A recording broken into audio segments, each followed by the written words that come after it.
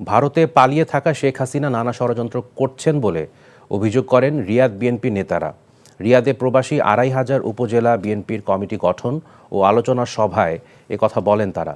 প্রবাসী ২৫০০ উপজেলা বিএনপির যুগ্ম আহ্বায়ক কামরুল ইসলাম ও পূর্বাঞ্চল বিএনপির প্রতিষ্ঠাতা সাধারণ সম্পাদক ফারুক আহমেদ চানের যৌথ সঞ্চালনায় অনুষ্ঠানে সভাপতিত্ব করেন সংগঠনের আহ্বায়ক আলামিন শিকদার।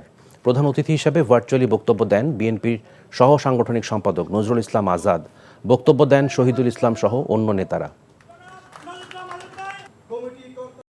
টাকা চুরির জন্য যদি আমার গলায় জুতার মালা পরাইতে হয়, তাহলে আমার শালীর সাথে প্রতারণা করার জন্য তোর ফাঁসি হবে। দুলা ভাই, আপনার তো ঘর জামাই বইলা একটা পরিচয় আছে, আমার তো তাও নাই।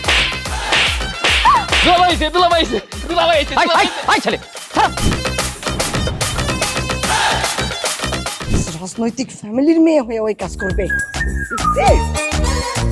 যারে পাবো হারে পিটাবো, রক্তের নেশায় ধরতে, রক্তের নেশায়, কাঁচা রক্তের নেশায় ধরতে।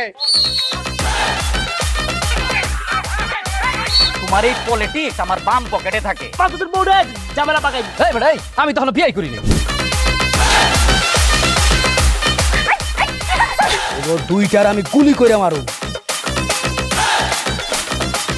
মাসুদরা কোনোদিন ভালো হয় না। আপনার পোশাক আশাক দেখে কিন্তু আপনার তালুকদার বংশের লোক মনে হয় না আব্বা, আপনার মনে হয় যে আপনি ফকির বংশের লোক।